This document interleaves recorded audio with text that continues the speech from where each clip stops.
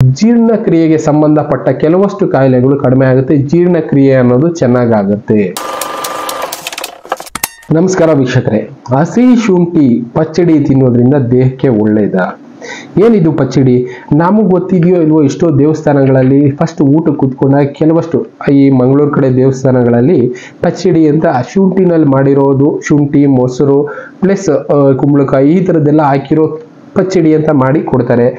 ಇನ್ನು ಮದುವೆಗಳಲ್ಲಿ ಕೂಡ ಬಳಸ್ತಾರೆ. ಅದರಲ್ಲೂ ಬ್ರಾಹ್ಮಿನ್ಸ್ ಅವರು ಮದುವೆ ಮಾಡುವಾಗ, ಯಾವುದೇ ಫಂಕ್ಷನ್ ಮಾಡುವಾಗ ಪಚ್ಚಡಿ ಅನ್ನೋದು ಕಾಮನ್ ಆಗಿರುತ್ತೆ. ಊಟಕ್ಕೆ ಮುಂಚೆ, ಊಟ ಆದಮೇಲೆ ಶುಂಠಿ ಅದರಲ್ಲಿ ಇನ್ಕ್ಲೂಡ್ ಮಾಡಿರ್ತಾರೆ. ಶುಂಠಿ ಅಷ್ಟೊಂದು ಆರೋಗ್ಯಕ್ಕೆ ತುಂಬಾ ಒಳ್ಳೇದು ಅನ್ನೋ ಕಾರಣಕ್ಕೋಸ್ಕರನೇ ಶುಂಠಿನ ಎಲ್ಲಾ ಫುಡ್ಡಲ್ಲೂ ಇನ್ಕ್ಲೂಡ್ ಮಾಡಿರ್ತಾರೆ. ಶುಂಠಿನಲ್ಲಿ ಡಾಕ್ಟರ್ಗಳು ಹೇಳೋ ಪ್ರಕಾರ ಎಷ್ಟೋ ಆಯುರ್ವೇದಿಕ್ ಗುಣಗಳಿದೆ.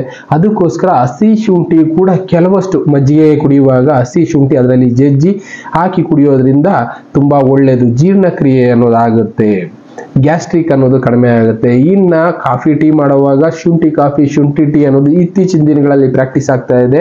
ಶುಂಠಿ, ನಿಂಬೆಹಣ್ಣು ಇದೆಲ್ಲ ಕೂಡ ದೇಹಕ್ಕೆ ತುಂಬಾ ಒಳ್ಳೆಯದು. ಅದಕ್ಕೋಸ್ಕರ ಡೈಲಿ ಸ್ವಲ್ಪ ಪ್ರಮಾಣದಲ್ಲಾದ್ರೂ ಸರಿ ಶುಂಠಿ ಅನ್ನೋದನ್ನ ದೇಹಕ್ಕೆ ತಗೊಳ್ಳೋದ್ರಿಂದ ಜೀರ್ಣಕ್ರಿಯೆಗೆ ಸಂಬಂಧಪಟ್ಟ ಕೆಲವಷ್ಟು ಕಾಯಿಲೆಗಳು ಕಡಿಮೆ ಆಗುತ್ತೆ. ಜೀರ್ಣಕ್ರಿಯೆ ಅನ್ನೋದು ಚೆನ್ನಾಗುತ್ತೆ.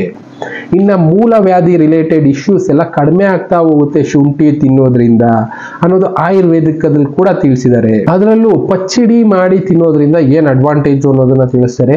ಶುಂಠಿ ಆಡ್ ಆಗಿರುತ್ತೆ, ಅದರಲ್ಲಿ ಮೊಸರು ಅನ್ನೋದಿರುತ್ತೆ, ಒಳ್ಳೆ ಪ್ರೋಟೀನ್ ಅನ್ನೋದು ದೇಹಕ್ಕೆ ಸಿಗುತ್ತೆ. ಈರುಳ್ಳಿ, ಕರಿಬೇವು, ಹಸಿಮೆಣಸಿನಕಾಯಿ ಎಲ್ಲಾನು ಬಳಸಿ ಮಾಡಿರೋದ್ರಿಂದ ಕೆಲವಷ್ಟು ವಿಟಮಿನ್ಸ್ ಗಳು ಅದರಲ್ಲಿ ಆಡ್ ಆನ್ ಆಗಿರುತ್ತೆ. ಇದರಿಂದನೂ ದೇಹಕ್ಕೆ ಒಳ್ಳೆಯದು. ಹಸಿ ಶುಂಠಿ ಕೆಲವೊಬ್ಬರಿಗೆ ತಿನ್ನೋದಕ್ಕೆ ಇಷ್ಟ ಆಗೋದಿಲ್ಲ, ಮಕ್ಳುಗಳಿಗಂತೂ ಇಷ್ಟನೇ ಆಗೋದಿಲ್ಲ. ಅಂತ ಮಕ್ಕಳಿಗೆ ಪಚ್ಚಡಿ ಅನ್ನೋದು ಮಾಡ್ಕೊಡೋದ್ರಿಂದ ಅಟ್ಲೀಸ್ಟ್ ದಿನ 1 ಸ್ಪೂನ್ ಆದ್ರೂ ತಿನ್ನೋದ್ರಿಂದ ದೇಹಕ್ಕೆ ತುಂಬಾ ಒಳ್ಳೇದು. ಜೀರ್ಣ ಆಗ್ತಾ ಇಲ್ಲ ಅಂತ ಹೇಳ್ಬಿಟ್ಟು ನಾವು ಅದು ಇದು ಕುಡಿತಾ ಇರ್ತೀವಿ. ಈಗ ಆರ್ಟಿಫಿಷಿಯಲ್ ಆಗಿ ಸಿಗೋ ವಸ್ತುಗಳನ್ನ ತಗೊಂಡು ನೀರಲ್ಲಿ ಹಾಕೊಂಡು ಕುಡಿತಾ ಇರ್ತೀವಿ. ಅದಕ್ಕಿಂತ ನಾವು ಶುಂಠಿ ತಿನ್ನೋದ್ರಿಂದ ಯಾವುದೇ ರೀತಿ ಸೈಡ್ ಎಫೆಕ್ಟ್ ಅನ್ನೋದು ಇರೋದಿಲ್ಲ. ದೇಹಕ್ಕೂ ತುಂಬಾ ಒಳ್ಳೇದು ಅಂತ ಋಷಿ ಮುನಿಗಳು ಕಂಡುಕೊಂಡಿದ್ರು. ಅಂಥದನ್ನ ಕೂಡ ನಾವು ಪ್ರಾಕ್ಟೀಸ್ ಮಾಡಬಹುದು.